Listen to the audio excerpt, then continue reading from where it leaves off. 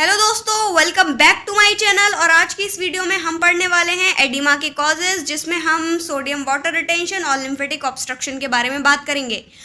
Part 2 में हमने causes discuss किए थे, जिसमें हमने इंक्रीज हाइड्रोस्टैटिक प्रेशर और सीओपी का डिक्रीमेंट पढ़ा था, तो आप वो वीडियो ज़रूर से देख लीजिएगा। और पार्ट 1 में पूरा इंट्रोडक्शन दिया है, तो वो दोनों ही लेक्चर्स के लिंक मैंने डिस्क्रिप्शन बॉक्स में दे रखे हैं, आप ज़रूर से चेक कर लीजिएगा। तो विदाउट वेस्टिंग टाइम हम पढ़ लेते हैं सोडियम एंड वाटर रिटेंशन। तो देखिए, सॉल्ट का retention with obligate retention of water, ये दोनों ही रिटेंशन के नतीजे में क्या होगा कि हाइड्रोस्टैटिक प्रेशर बढ़ जाएगा। क्यों बढ़ेगा? क्योंकि फ्लूइड वॉल्यूम एक्सपेंशन हो रहा है, सॉल्ट के साथ साथ पानी भी रिटेन हो रहा है, और सीओपी कोलोइडल ऑस्मोटिक प्रेशर घट जाएगा। क्यों घट जाएगा? क्योंकि डाइल्यूशन हो रहा है। उसका रीज़न यह है कि कोलोइडल ऑस्मोटिक प्रेशर लगाता कौन है? मैक्सिममली हमारे प्लाज्मा प्रोटीन में भी एल्ब्यूमिन सबसे ज़्यादा लगाता है। इसको आप इस तरीके से समझो कि सपोज करो ये दो वेसल्स हैं, यहाँ पर दो प्रोटीन के मॉलिक्यूल हैं, यहाँ पर दो प्रोटीन के मॉलिक्यूल हैं जो कुछ कोलोइडल ऑस्मोटिक प्रेशर लगा रहे हैं। यहाँ पर 5 पानी के मॉलिक्यूल, यहाँ 5 पानी के मॉलिक्यूल। तो इन दोनों ही कंडीशन में दोनों में जो आपका कोलोइडल ऑस्मोटिक प्रेशर होगा वो दोनों का सेम होगा, ठीक है। लेकिन सपोज करो यहाँ नंबर, ये पहली वेसल है, ये दूसरी वेसल है, यहाँ पर मैं 5 मॉलिक्यूल पानी के और बढ़ा दूँ, यानी यहाँ पर मैंने क्या कर दिया? डाइल्यूशन कर दिया। तो अब मुझे बताओ कि यहाँ पर अब सीओपी दोनों में बराबर होगा? नहीं, बल्कि यहाँ पर जहाँ पर आपने पानी ज़्यादा कर दिया है, डाइल्यूशन कर दिया है, अब यहाँ पर सीओपी डिक्रीज हो जाएगा क्योंकि आपने डाइल्यूशन कर दिया था। तो यही बात यहाँ पर लिखी हुई है। अब ये salt retention and water retention होगा क्यों? किसके नतीजे में होगा? ये सॉल्ट रिटेंशन, वाटर रिटेंशन आप जानते हो कि किडनी का फंक्शन है, ठीक है। तो अगर सपोज करो आपका रीनल फंक्शन कॉम्प्रोमाइज हो रखा है या प्राइमरी किडनी डिसऑर्डर है, तब तो जाहिर सी बात है सॉल्ट एंड वाटर रिटेंशन में इंक्रीमेंट देखने को मिलेगा, एब्रप्टली ज़्यादा ये रिटेंट होंगे।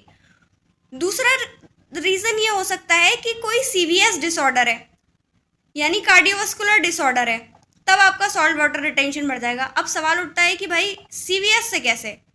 मतलब किडनी डिसऑर्डर का तो समझ आता है कि वो सॉल्ट वाटर रिटेंशन बढ़ा रही हैं क्योंकि वो फंक्शन ही किडनी का है, बट सीवीएस से कैसे ताल्लुक है इसका? तो वो इस तरीके से है कि कार्डियोवास्कुलर डिसऑर्डर क्या करेंगे? ब्लड में कमी लाएंगे। ब्लड में कमी लाएंगे तो पूरे ऑर्गन्स के पास ब्लड कम पहुँचेगा, जिसकी वजह से रीनल परफ्यूजन भी डिक्रीज हो जाएगा।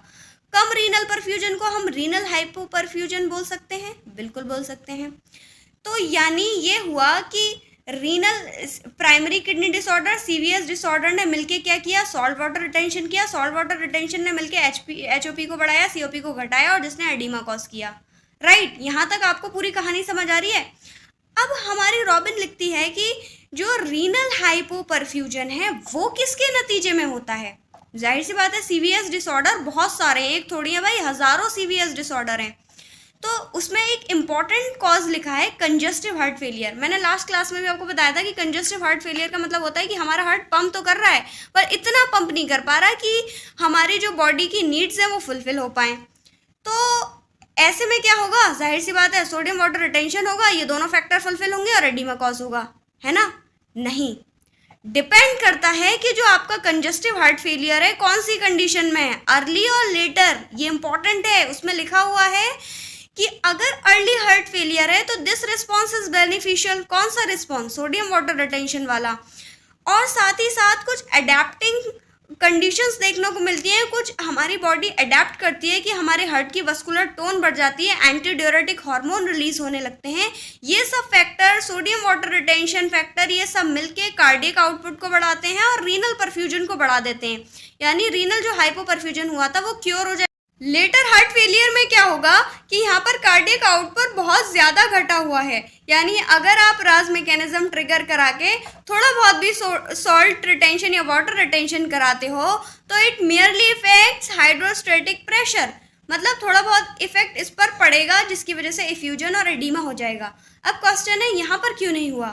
यहाँ पर भी तो कार्डियक आउटपुट कम था, यहाँ पर भी तो रीनल हाइपोपरफ्यूजन देखने को मिल रही थी, बट रीज़न इसका ये है कि अर्ली हार्ट फेलियर में कार्डियक आउटपुट इतना घटा हुआ नहीं था जितना लेटर हार्ट फेलियर में घटा हुआ है। यहाँ पर बहुत बहुत मजीद घटा हुआ है हार्ट फेलियर, यानी अगर आप थोड़ा बहुत भी सॉल्ट वाटर रिटेंशन कराते हो तो फ्लूइड पे असर पड़ेगा।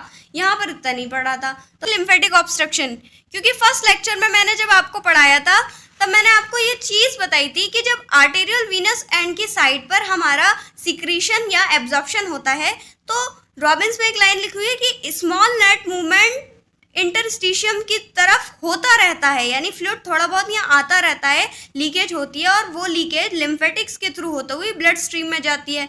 और यही चीज़ उसमें लिखी हुई है रॉबिन्स में कि लिम्फेटिक ड्रेनेज टिश्यू को ड्राई रखते हैं। तो अगर सपोज करो लिम्फ के अंदर ऑब्स्ट्रक्शन हो जाए, लिम्फेटिक ऑब्स्ट्रक्शन देखने को मिलेगी आपको, तो ऐसे में नॉर्मल ड्रेनेज नहीं हो पाएगा जिसकी वजह से लिम्फेडीमा देखने को मिलेगा। ये लिम्फेटिक ऑब्स्ट्रक्शन को ही हम लिम्फेडीमा बोलते हैं। इसके कॉजेज़ क्या क्या होंगे?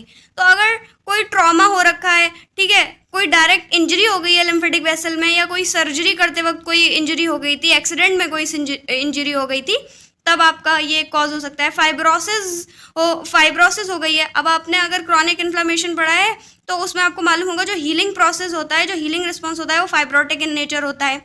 इन्वेजिव ट्यूमर्स हो गए, सपोज करो ये एक लिम्फेटिक वेसल थी, यहाँ पर एक ट्यूमर था, तो वो ट्यूमर या तो उस पर कंप्रेस करके दबाव डालेगा या फिर इन्वेड कर जाएगा लिम्फेटिक चैनल को, यानी इतना दबाव कंप्रेस किया इतना दबाव डाला कि इसके अंदर ही इन्वेस्ट कर गया, इसके अंदर घुस गया। तो इन्वेजिव ट्यूमर्स या फिर कोई इन्फेक्शंस एजेंट लिम्फेटिक ऑब्स्ट्रक्शन को कॉज करेंगे। इसका इफेक्ट क्या होगा भाई? अगर लिम्फ फ्लो हमारा इम्पेयर्ड हो गया तो जाहिर सी बात है फ्लूइड का एक्युमुलेशन होने लगेगा अफेक्टेड एरिया में, और हम पढ़ के आ रहे हैं, हम एडीमा पढ़ रहे हैं, हम फ्यूजन पढ़ रहे हैं, वही बात तो हम पढ़ रहे हैं।